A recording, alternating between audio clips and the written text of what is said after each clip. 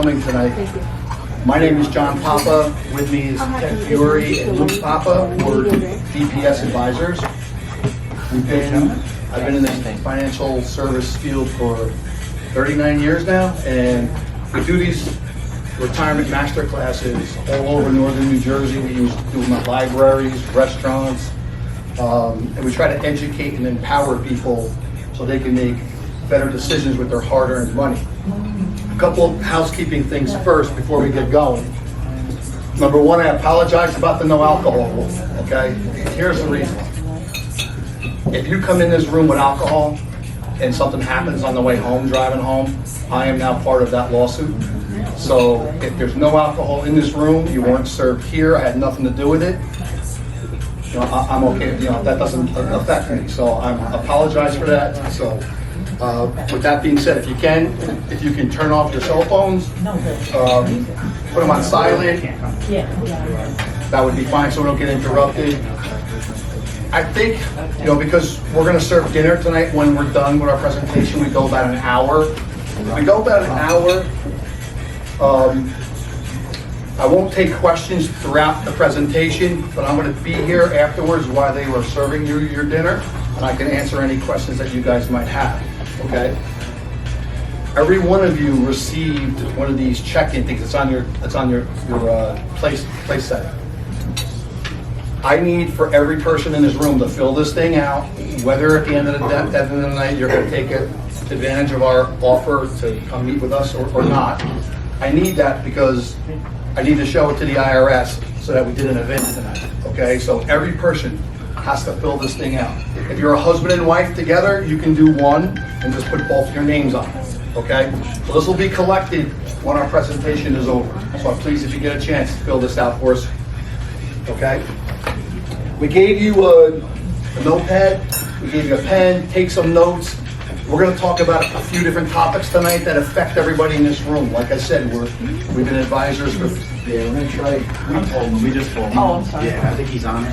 What's that? The music, they got music on. Oh, yeah. Yes, right over I'm sorry. here. Am I not talking loud enough? My wife says I talk too loud, actually. All right, so I'll pick it up a little bit. So, another housekeeping thing, and again, this is the first time we've used this room. I've been coming to this, I live right down the road in Whippany. I've been in this restaurant a million times. I've had, happy hour at the bar out there. I never even knew this room existed. It's pretty cool. It's one of the nicer ones that we've done an event at. The whole 2-screen thing is pretty crazy. I'm not used to that. So if I see me spinning around, that's just I'm getting used to it. So this is a compliance screen, and I know you probably can't read the fine print, but it's got to be up there for like a minute or two, and that means we're all compliant with the IRS and FINRA and the SEC. Okay. So let's talk a little bit. So 4 topics. Okay, we're going to talk about Social Security. We're going to talk about taxes on tax-deferred accounts. We're going to talk about how to invest in retirement or getting close to retirement, and how do we deal with market volatility. Anybody been looking at their statements in the last couple of months? Pretty crazy, right? So we'll talk a little bit about that and hit those topics. We'll answer some questions that you have during dinner. Again, like I said, we want to get you to dinner, so we won't take them as we're talking. Why did you accept the invitation, right?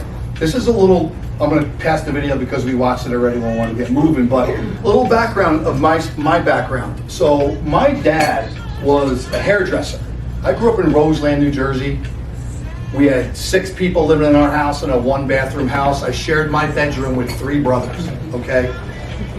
My older brother lunch was 50 cents back in the day when we were getting lunch, and my father would give him $1, and I'd have to go meet him in the hallway after lunch so I can get my 50 cents to get lunch.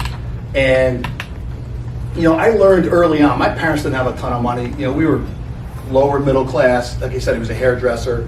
And then when he couldn't do hairdressing anymore, he answered an ad selling life insurance, because it paid a salary and he had a wife and 4 kids and a mortgage, so he started selling life insurance. And I was about in high school, and I went to college at Trenton State College, which is now the College of New Jersey, and I didn't know what I wanted to do. I thought I was going to be an NFL football player, but when you're 5'10" and 190 pounds, you learn pretty quickly that that's not going to happen.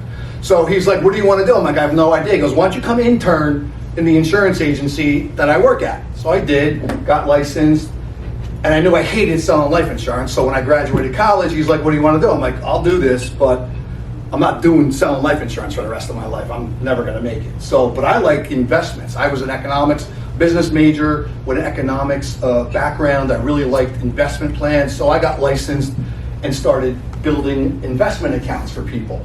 And we merged our practices together. He was doing the life insurance, I was doing investments. We were going to small businesses and creating 401k plans.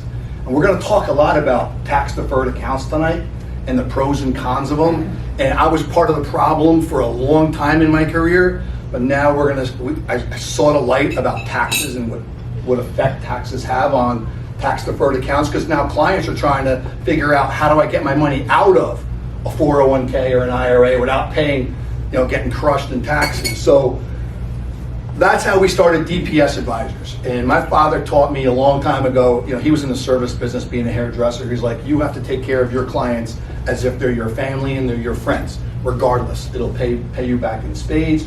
So we created a motto called educate and empower people so they can make better decisions with their hard-earned money. And what we're going to talk to you about tonight is about education. We're going to educate you. Nothing's going to be sold here tonight. We're not selling anything. So, sit back, relax, and we'll have a fun night. You get a great meal tonight. This place has, I think, no joke, the steak here is better than Capitol Grill, and it's half the price. I think it's a lot better food here. So, with that being said, I'm a licensed fiduciary, as is Luke and Ted. What does that mean? We have clients' interest over our own at all times. We're held to a higher standard when it comes to dealing with clients.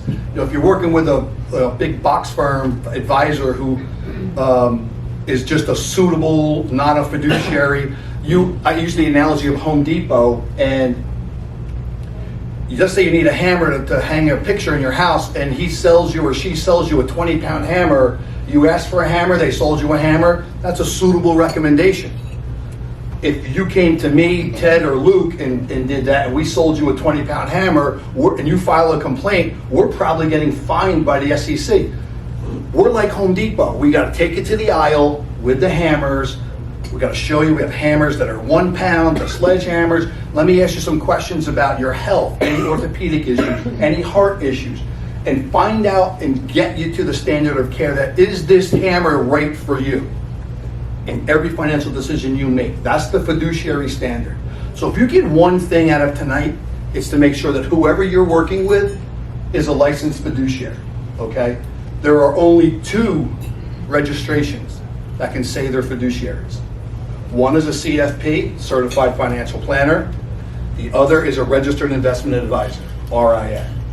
We're Registered Investment Advisors. So if you go home tonight and tomorrow you call your person and say, hey, I was at a thing, well, you might not want to tell them you're at a thing, because then they'll question as to why you went. But hey, got a question for you. Are you a fiduciary? And I'll say, oh yeah, I'm a fiduciary. Okay, great. Ask the next question. What kind? And if they're not a CFP or an RIA, they're not a fiduciary. Okay, so that's one thing you want to work. We're licensed fiduciaries. What you're seeing on the screen now is places that I've been on in interviews. I've been on Fox Business on a show called The Wealth Council. It's on every Sunday at 2 o'clock. They bring advisors from across the country, and we talk about things that are affecting people who are about to retire and who are retired. Okay? I've been interviewed on CNBC on the Worldwide Exchange. That program was broadcast in 90 countries. I was on that show as a retirement planning expert. I was interviewed on MSNBC. My television show right now that you were watching before the Papa Report is on WPIX, Channel 11, every other Sunday night on WPIX. Every Saturday morning at 8 a.m. it's on News 12 New Jersey. I wrote articles for Benzinga, Market Watch, and Registered Rep magazine. So we have a pretty extensive experience into working with clients and in the retirement planning field. The Papa Report, like I said, our show is on New Jersey 12 Network. We're also on Channel 11. I do a radio show every Sunday on WOR 710. It's called The Papa Report. I'm not that creative. I kept the same name. It's an hour show. And let me tell you, I didn't think anybody listened to the radio anymore. We get more calls off of our radio show than we do out of any event that we do. Radio, TV, live events like this. We have more clients come out of the radio show than anything else, which I'm shocked. Who's listening to the radio at 2 o'clock on a Sunday, right? So we're on that show. I wrote a book called Avoiding the Retirement Traps. It was written about 15 years ago. We're currently working on a new book called The Intelligent Investor, because my first book was about people who are 50 years old and above. So I figured, you know what, maybe we write a book now. How do we get the younger people not to make the same mistakes that we made and that I was out telling people to put all your money in a 401k, not realizing the amount of taxes you're going to pay, and we'll talk about that tonight. So what are the young? So we built this. I'm writing this new book. We're about halfway done. Starting from what do you do when you first get your first job out of college? What should you do investing? All the way through retirement. So we're almost halfway done. That'll be out shortly. We have ISBN numbers at Amazon, but we don't sell them. We give them out as gifts for people who come into our office, who come in to make appointments. So. Does everybody, really quick before we start, anybody have any questions?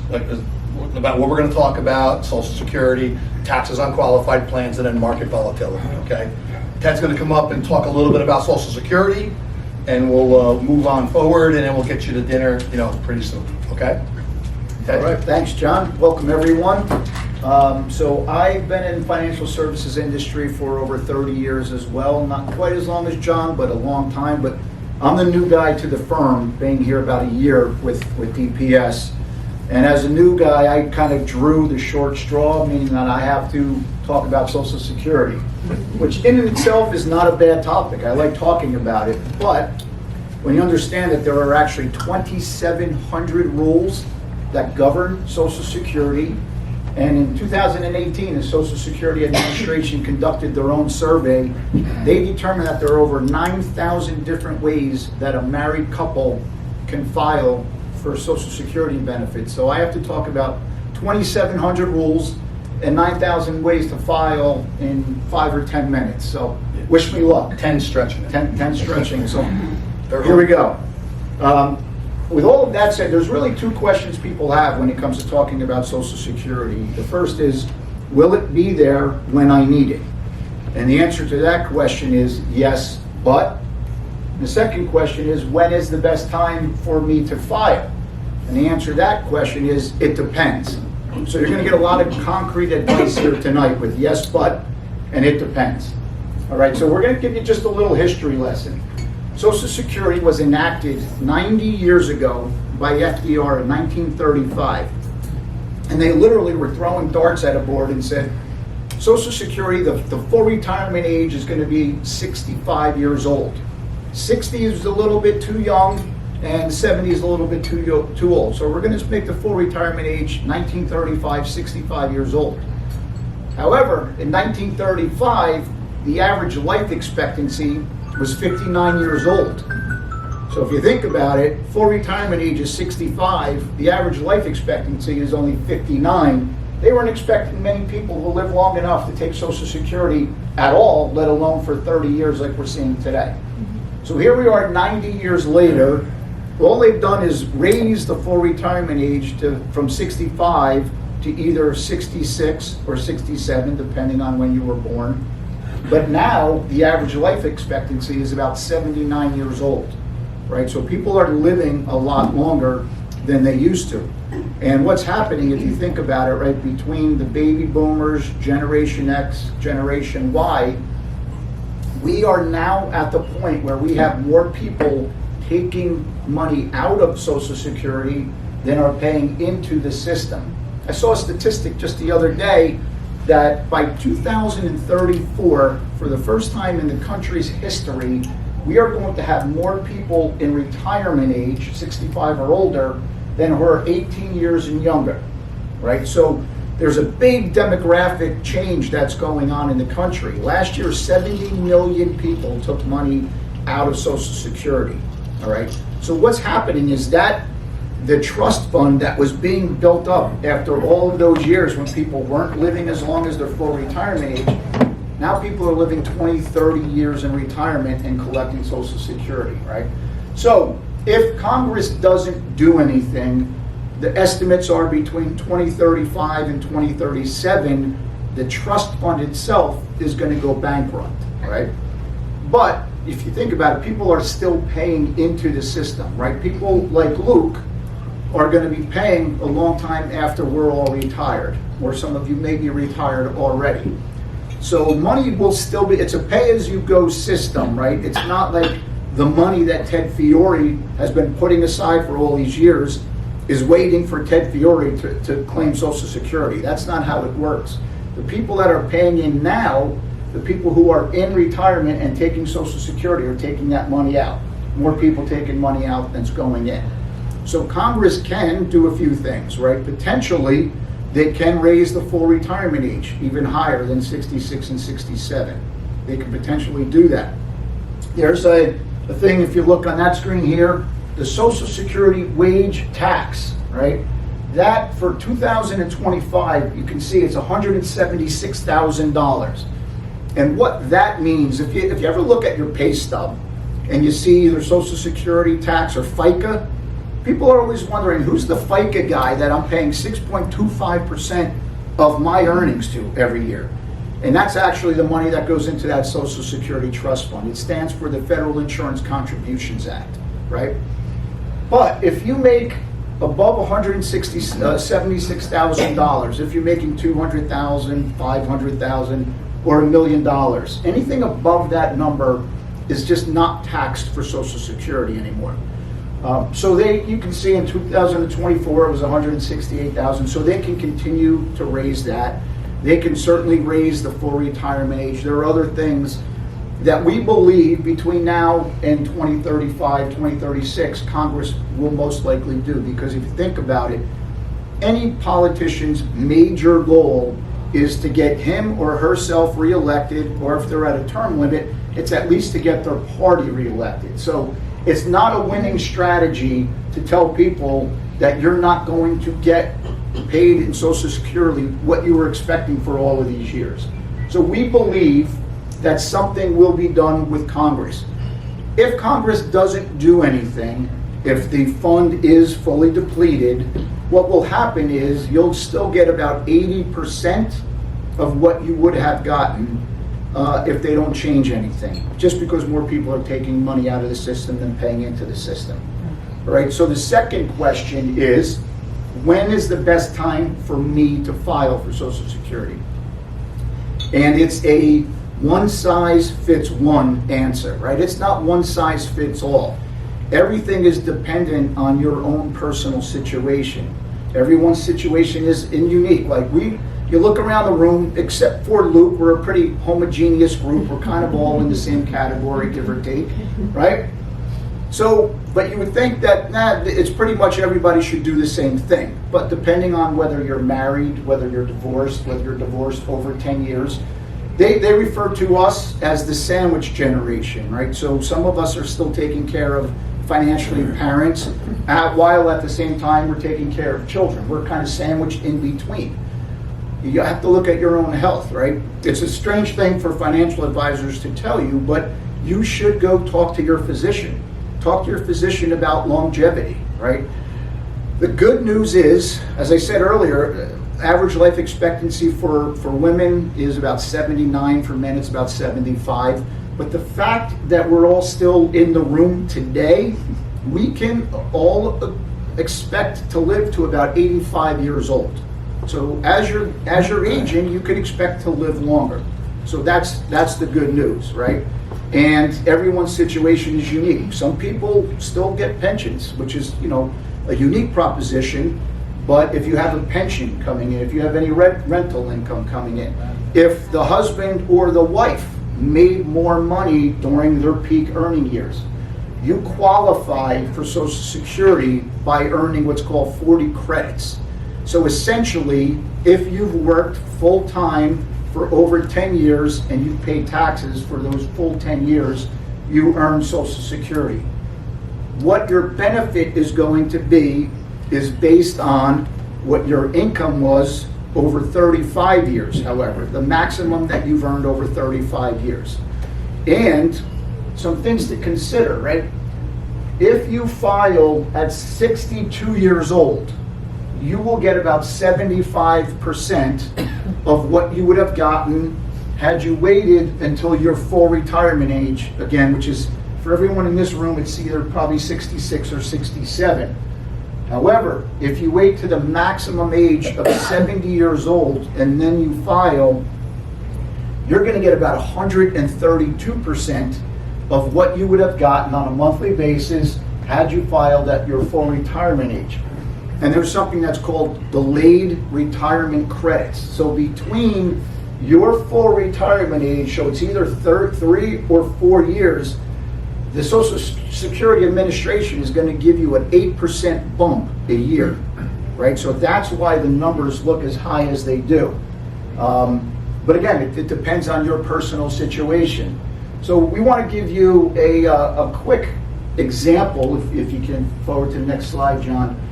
This is pure mathematics, right? This is not taking into account any personal situation here, right?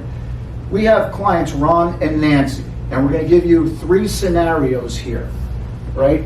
They're both, Ron is 60, Nancy is 58. The life expectancy for Ron as a 60-year-old man is 85. For Nancy as a 58-year-old woman is 90. So that's the same in all 3 scenarios, all right? The difference is when they're going to start taking Social Security, and we're just showing you the math, how it works. If Ron and Nancy both take their benefits at 62 years old, they will get cumulative benefits together of about $1.7 million until the day 85 and 90 when they pass away. However, if they wait till their full retirement age of 67, they would get cumulative benefits of about $1.94 million. So, you're looking at almost $280,000 more, even though they started taking it later because of the monthly bump. And then finally, if they wait until they're 70 years old, the cumulative benefit will be $2.1 million. Again, they live to 85 and 90, so the same age, but because the monthly benefit amounts are so much higher, at the date that they pass away, they would have collected, $400,000 more than if they had waited to 62. Again, that's just a pure mathematics. People like to say, if you can wait, you can wait. And that's a general rule, but everybody's situation is unique. So is there any questions on that or anything else that I just said? As John said, we're going to talk about a bunch of different topics tonight. I got about 10 minutes for Social Security. Any questions on what we just went over? You mentioned the bump. Which one is it? So between your full retirement age, which again is 66 or 67, and the age of 70, you get an 8% bump on what they would pay out. Just keep in mind, I take this for granted, but there's no point in waiting older than 70, right? Once you turn 70, if you have not yet taken Social Security, don't wait until you're 71, 72, or 73, because they're not going to give you a bump for those additional years. But was that clear? Yeah, thank you. Okay. Yes? If you start taking Social Security, let's say at 62, could you change your mind, give that money back? You have one opportunity to do so, but generally you have to pay back what you've collected. Right. So, it's a tough slog, but you can do it the one time, paying back. Yeah. All right. And one other thing that we talk about, or we get asked a lot about, is when you're not full retirement age, between 62 and 66 or 67, and you're still working, and you want to turn on Social Security, there's a threshold of like $25,000, I believe. If you make more than that, they're going to subtract $2 for every dollar you make. So it's a big decision to lower your Social Security payment by $2 for every dollar you're making. Once you reach full retirement age, you can make $1 billion. It doesn't matter. It won't affect your Social Security payment at all. So it's a big decision whether to turn it on at 62 or before full retirement age, especially if you're still working. Okay? So if you have any more questions about Social Security, jot them down on a notepad. We're going to be here while you're having dinner, and we'll answer any other questions you have about that. Okay? The next topic, and we actually, the show we were watching before was about taxes on tax deferred accounts. Who here in the room has a 401k, 403b, IRA, 457? Anybody in the room not contribute to a tax deferred account? Anybody? So everyone in this room has one, right?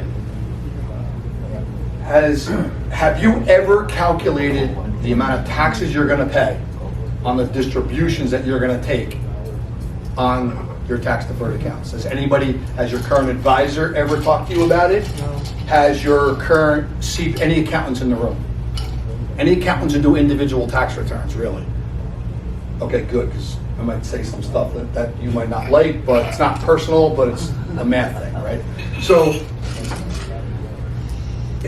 these accounts are called tax deferred for a reason. You put money away and you don't have to pay taxes till later. Tax defer, right?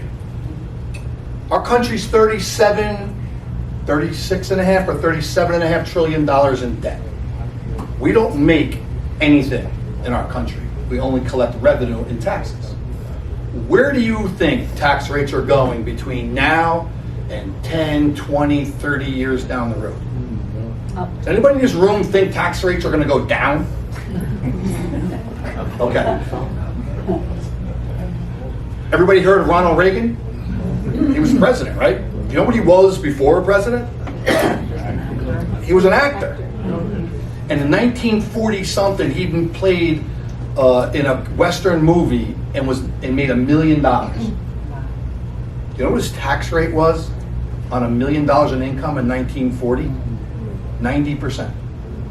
He paid $900,000 in federal taxes on $1 million movie in 1940.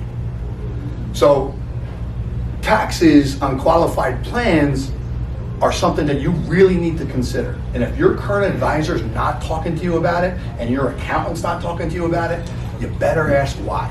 Okay, so we're going to get into a little bit about this. Okay, it's so important.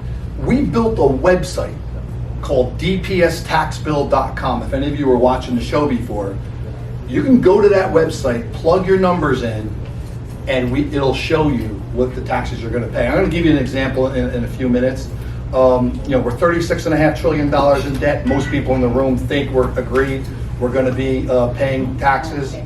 We're going to be higher. Now, we talk about politicians whose number one job is to get reelected, right? That's all they really care about, is getting reelected. I mean, how many 40-year career politicians do we have on both sides of the aisle? I don't care what side of the aisle you're on, right? I think they all stink, right? So, do you think a politician's going to go to the middle-class person and say, hey, we're going to tax you on your income that you're making, and that's going to be our tax plan? Do you think that person's going to vote for that politician? Absolutely not. We've heard that term, we're going to tax the rich. The rich have to pay their fair share.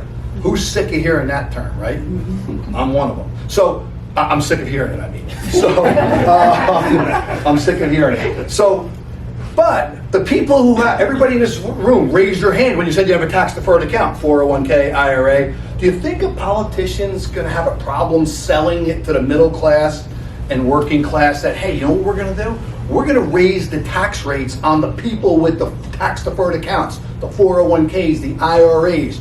You think they'll have a problem getting reelected on that message? Absolutely not, because you guys are the rich. We're the 1%ers that we have to pay, and we're not rich, but we have the 401k. So I can see a politician saying, hey, you know what we're going to do? Who remembers I started in this business in 1986. There were 3 taxes on distributions from IRAs and 401ks. There was federal, state, and who remembers the excise tax? There was a 3rd tax that you paid when you did a distribution. They did away with it in the early 90s, stroke of a congressional pen.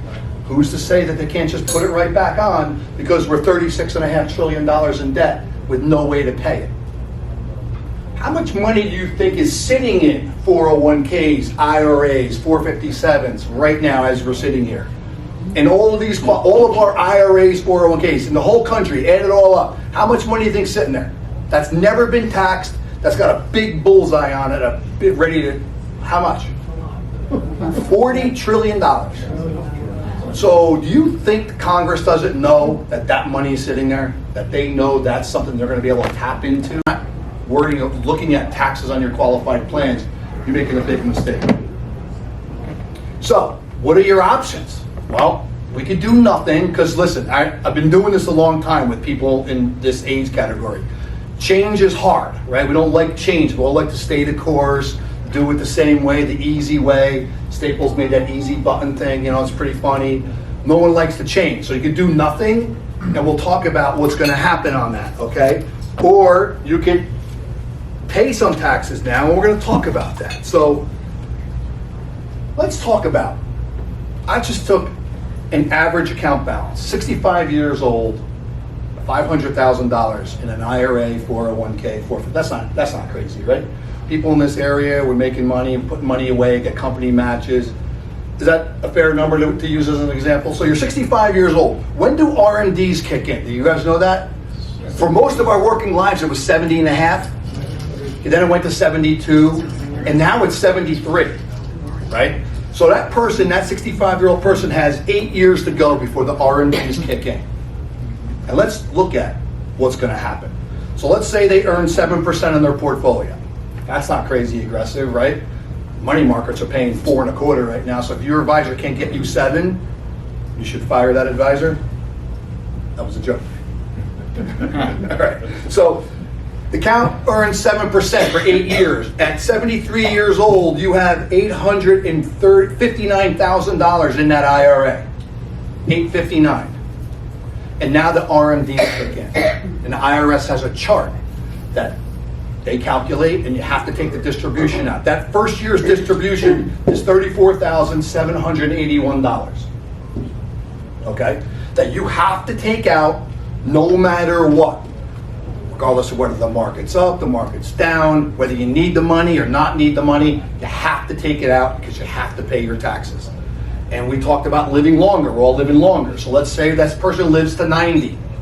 So if you live to 90 years old, you would have pulled out of that $500,000 IRA $1.1 million in distributions. Your distribution at 90 is $95,000. Taxes at $1.1 million of distributions, that's not even changed the tax rates. 24% today, right? 24% tax rate. Tax to that person's $264,000 that you have to pay on those distributions. Now you're 90 years old, you just pass away, you have 2 kids, and guess what? The story's not over. Because there's still $1,029,000 left in that IRA that's going to go to your 2 children in an inherited IRA. Everybody heard the term inherited IRA? Anybody inherit an IRA from a parent? Okay, if you leave money to your children from a tax-deferred account, they don't add it to their own IRAs because the rules are different. They have to open up an inherited IRA because you have to take the money out in a 10-year period. So at 90 years old, these 2 kids receive $1,030,000 and $500,000 apiece for two kids, right?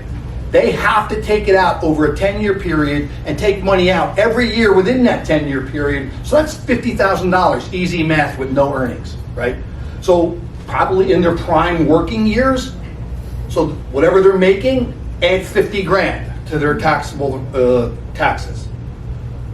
The kids are going to pay taxes. Let's say that puts them in a 30% tax rate, because we're talking 20, 30 years down the road, 20 years down the road. So tax rates are going to be higher. So let's say the kids are going to pay 30%. They're going to pay taxes of $310,000 on your inherited IRA. So that means your $500,000 IRA at 65 years old today, your family, you and your kids, are going to pay $573,000 in income taxes on those distributions. Nobody thinks that's crazy. Makes me sick to my stomach, right? So we built a website. What if I do nothing? That's what you're gonna do. The IRS has a built-in tax plan for you. So are you an accountant? No. Good, because I was ripping accountants. I just want to make sure. So why isn't your accountant talking to you about it? I would be, first thing I'm doing tomorrow is I'm calling my accountant. Why are we talking about tax planning? Who meets with their accountant in July, August, September, after you do your tax return to say, how do I make my taxes better for next year? Who meets with their accountants to do that? Who talks to their current advisor about, hey, you guys have my accounts, why aren't we talking about tax saving strategies? Why do I have to go hear some short fat Italian guy at Ruth's Steakhouse talk about taxes on qualified plans? Right? Why aren't you talking about it? So, let's say we do a plan. And what if I could tell you that instead of you and your family paying taxes of $573,000, you and your family will pay $150,000. You have to pay taxes because the money's in the account. You can't get it to zero. Would you rather pay $573 or would you rather pay $150? So why aren't everybody in this room doing tax planning strategies on their 401k, IRA, 457? Why aren't you doing it? We built a website. I'm going to say it again. dpstaxbill.com. Go to the website, plug your information in, you put your name in, you put your age, you put your balance in, you put your expected return in, you can play around with the return numbers, play around with the tax rate numbers, and it generates these numbers I just gave you. As licensed fiduciaries, every day we work with clients on showing them how to reduce the income taxes on their qualified plans. We're doing it every day in our office, every day. If you work with a big box firm person, I can tell you why they're not talking to you about it, because they can't. They're not allowed to. And I won't mention their names, but you know all the big firms that are out there that advertise on TV every day. All they care about is investing your money, but no planning on how to get the money out. They're not allowed to talk about tax planning strategies.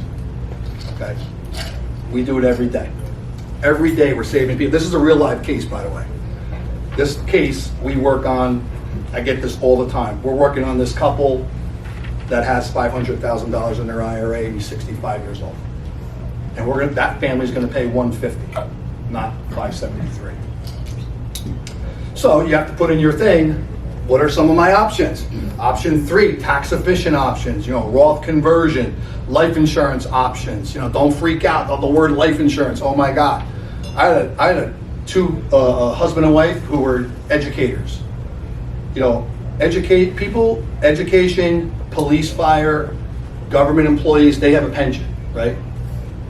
And it's really cool. When you have a pension, it gives you a lot of options because you don't need most of your retirement money for income because you get pretty good pensions, right? So both people were teachers. They didn't need the money.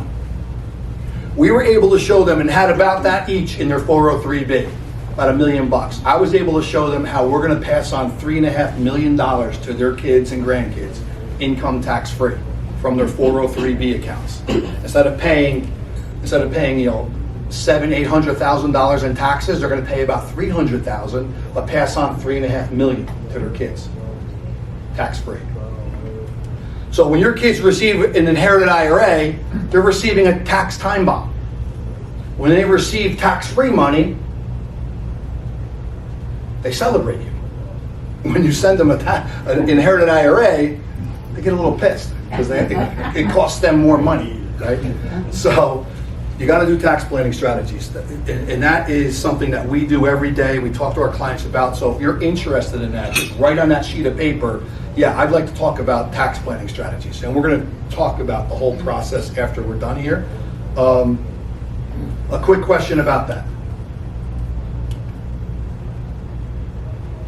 Any quick question? If you have them, we'll answer them during dinner. When you say 24%, Yeah. is that the integral tax rate, or is that the overall? That's your overall tax you're bracket. taking- That's a great point you just made. So let me ask you a question. Guys know how you can declare, a married couple can declare $394,000 in income and still be in a 24% tax bracket? If you're a single person, it's $197,000 and still be in a 24% tax bracket. So depending on how your income is showing, you might be in a lower tax bracket. We could save even more money. And so I just gave it a generic example of that, okay? For a person in a 24% tax bracket. The other thing about taxes that we want to talk about, and it's been coming down in the last month or two is inflation, okay? We talk about, and I'm gonna hit this really quick and then Luke's gonna talk about market volatility. So inflation is called the hidden tax, right? In the last 4 years, 5 years, inflation was running at 4%. I mean, that's what they tell us. I don't agree with that at all because, you know, the steak dinner at Capitol Grill is $80. Here it's a little cheaper, but it's still expensive. Gas is expensive, food's expensive. You know, eggs was going through the roof about 2 months ago, right? But it has been coming down. But if the inflation rate is really around 5-6%, I think it's double digits, but say 5 or 6%. We talked earlier about we're living longer, right? We're healthy, medical procedure, we're living longer, right? We're not living shorter, we're living longer, right? If your expenses are $5,000 a month at a 6% inflation rate, they're gonna double every 8 years. So just do the math. If you're gonna live 25 years in retirement, that means your expenses are gonna double 3 times in retirement. That's the impact of inflation. We have people that come in our office and say, so what's your plan to combat inflation? Like, what are you talking about? Like, no one's talking to you about inflation? You know, inflation's the hidden tax, right? So we have to have a rising income stream in retirement. And we build those plans for our clients. We build rising income plans. So, you know, every 5 years or so, they're getting an increase in income to combat inflationary issues. Okay.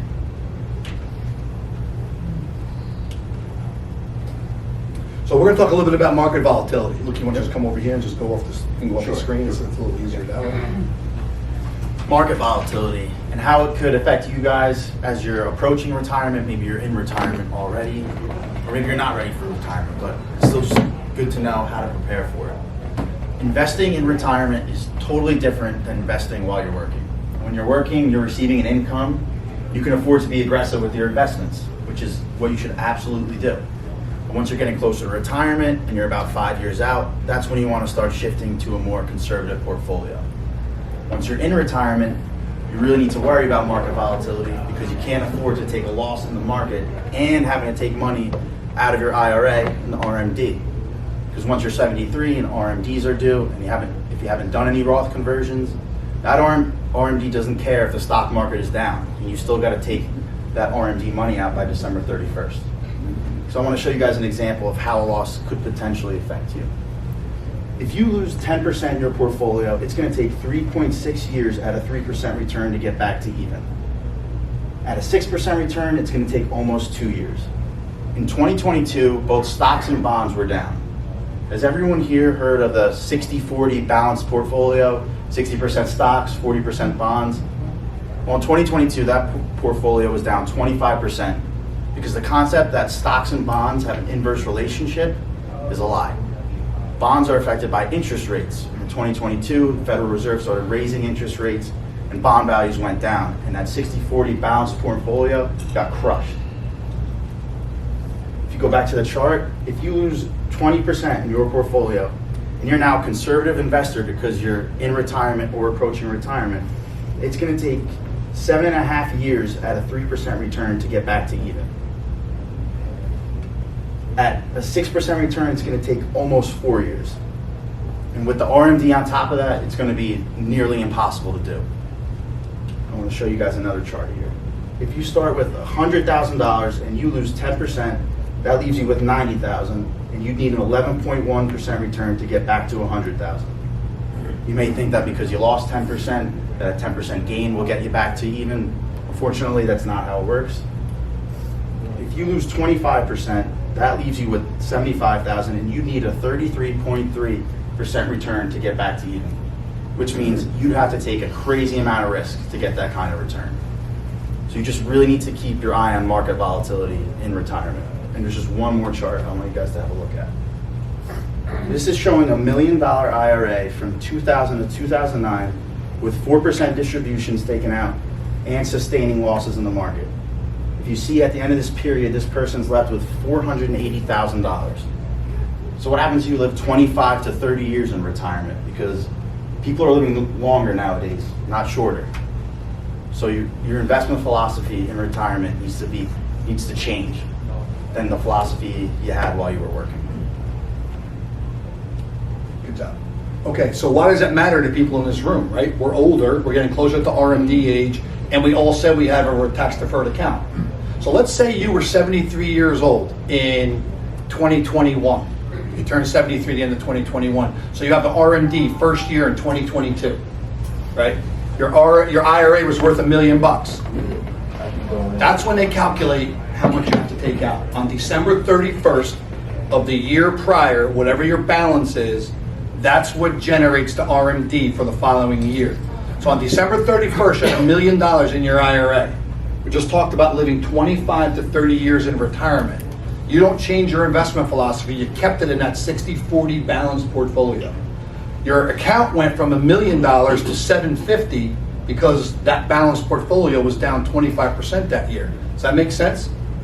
But your RMD that year is about 4% withdrawal. The first year you take out, it's about 4%. So you have to take out $40,000 at some point in 2022. You got to take out $40,000. So your IRA that was worth $1 million on December 31st is now worth $750 because of the market volatility. And now you take out $40,000 because of an RMD. You now have $710,000, and that's your first year in retirement. You have 20 years to go or more, and you just lost almost a third of your portfolio in 1 year. So if you're not looking at safe money investment options in retirement, you're making a huge mistake. And if your advisor is keeping you in that stocks, bonds, mutual funds, mixing it all up, you're not diversified. I don't care what they tell you, you're not diversified. Every investment in that space has some type of risk. This sheet right here, we go over with every person that comes into our office. Every client of mine has this sheet. Every person knows exactly what world every investment is in. And there's 3 different investment worlds. There's safe money, safety and guarantees. That's your banks. You use that for an emergency fund. How many people went so nervous about markets, they went to cash, now they have all this money sitting in a CD? Anybody do that in this room? Everybody have a lot of CDs in this room? You're basically making the bank money. Just so you know that, right? They're giving you 4% now. They were giving us nothing for like 15 years. Since 2008, when the market crashed, then the Federal Reserve stupidly dropped interest rates to 0 to pump up the stock market. But for older people who have CDs and money markets and those kind of in treasuries, interest rates went to 0. So for 15 years, we made nothing. Now CD rates are 4%. That's great, right? And dropping because the Federal Reserve is going to lower rates again. But the bank is making money on you. So we only use the bank for an emergency fund, 3 to 6 years, 3 to 6 months. That's it. Safe money growth options, where I can put money into an account and not lose a penny if the market goes down. When the markets go up, I'm going to track maybe the S&P 500. I'll get returns on that account with no risk to my portfolio. And then I have money in Wall Street for longevity to fight inflation, because you can't go all the cash and all to safe money investments. I mean, unless you're 85 years old and your life expectancy is, your past life expectancy, then you should be in the safe money world, all of it, okay? If not, what we do then is we divide our assets up. We divide our clients' assets up for specific purposes. So I know I'm going to put X amount of my money in the third investment world, in those stocks, bonds, and mutual funds. I know I'm not touching that money for 10, 15 years down the road. So when stuff's going on in the market right now, I don't really care, because it's not going to affect me. It'll be rebounded by the time I need to touch that money. I have my emergency fund set up. I have my safe money investment options, and I'm going to use those different buckets of money for income streams throughout retirement. So we can build a rising income plan. We can build a safe investment strategy. I mean, the markets have been pretty crazy, right? We serve about 320 clients, families as our clients. I didn't get any phone calls, because not everybody's money is all in the third world. Their money is safe. A lot of their money is safe. If you work with a big box firm and they have all you in stocks, bonds, REITs, variable annuities, mutual funds, you're at some sort of risk, whether it's interest rate risk, geopolitical risk, market risk. some sort of risk in every investment in that third world. And if all of your money is there and your current advisor's telling you that's a diversified portfolio, he's lying to you, or she's lying to you. It's not true, okay? Diversification is what money is risky, that goes up and down, and what money is safe, that can't go down. That's diversified. And when you separate them out and separate the assets out into different buckets for different purposes, you can create a plan for somebody, and they can sleep at night, and we sleep at night, and that's the objective in a stress-free retirement, right? To live a stress-free retirement, that's what we want. Who wants stress in retirement? Nobody. I talk about that on my TV show and radio show all the time. Our objective is to live a stress-free retirement. And how do I do that? I create more guaranteed income than what my expenses are. So there's no risk to my income, and there's no risk to most of my investments. So we're all sleeping very well, no matter what's going on in the markets. Anybody have any questions? Yes, sir. Just with the RMDs. Uh-huh. Okay, when you say whatever the number is, that you take out $70,000. Right. I mean, you haven't paid $70,000 in taxes. No, you have to You add have to 70,000. pay the taxes on $70,000. You have to pay the taxes on the 70,000. That's what I said. Because That's what I said. Okay, that's not what it sounded like. Well, no, let's go back to the numbers. That's exactly what I said. Okay.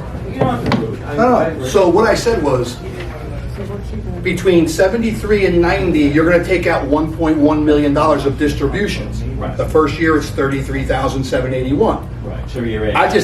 You add them all up, and you're going to pay taxes on 1.1 million. At a 24% tax rate, that's 264. But that's not right? The first year I take out 33,000, my tax rate is 10%. Right. Or lower. How do you right? know that? Huh? What if you have a pension?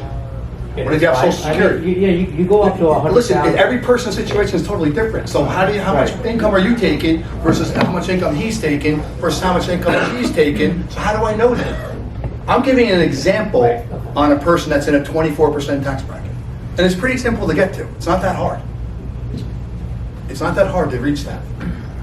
If you're taking $3,000 a month from Social Security, that's 36 grand. Let's say you have $6,000 a month on a pension because you're a retired police officer. Now you're at $100,000 in income. Let's say I have $1 million portfolio outside of an IRA, and I'm taking dividends and interest off that portfolio. That's $70,000 a year. Well, guess what? That's $150,000. What tax bracket are you in? 20. So yeah, you might be in a 10% because you have no income. I don't know. We use an example of a 24% tax bracket. That's not that far-fetched. Pretty hard to live in this area and not be in the 20. Yeah, it's pretty hard to live in this area eating in places like this in a 10% tax bracket. Correct? If you're in a 10% tax bracket living up here, you're not eating in these restaurants. So all I'm doing is using the current tax rate on the whole distribution. Right. It's not all at once. You pay that over a 30-year period. Right. I mean, the RMD can have the effect of your income when you're retired is higher than when you were working. Absolutely could, and that's what we're talking about. That could happen. It depends on your. You're not in a 10% tax bracket. No, you add everything up together, and you're not in a 10% tax bracket, and that's all we're showing. Right. And we do the calculation and show it, right? So it could be worth it or not. Every situation is totally different. Okay? Any other quick questions? So what we're going to do, we'll wrap up. It's almost, we got 5 more minutes. So every person has that sheet, right? If you're interested in any topic we talked about, whether it's Social Security planning, tax planning on tax-deferred accounts, or market volatility, how do I separate my assets to protect some of them and not take losses in the markets, right? If you have any interest in that, check off the box, yes, and just give us a little bit more information below. And then Susie and Luke are outside. You can schedule your appointment tonight. I would ask you to schedule it. Even if you don't have your calendar, we can always reschedule it and call, but at least you get, our calendars are crazy. We're doing these events every other week, so our calendar's crazy. So if you're interested, this is a no stress environment, okay? There's no stress. We're gonna just talk about why you came tonight. Some of you are here for the steak, I get it. Some of you are here for the information. No, I get that too. So we have fun in our office. It's no stress. You won't be pressured to do anything. There's no obligation. There's nothing. I promise you that. Schedule a time. We'll come in. We'll talk about why you actually came. What did we teach, or what do you want to learn more about? That's specific to your situation. So we'll pick up those sheets, and then you can go while dinner's being served. You want to go run out and meet with Susie and Luke, get your count, put a date on the calendar, and then we can confirm it in the next couple of days. Okay? And with that, we'll come around, pick them up. I will answer any questions, and they're gonna bring out the salads and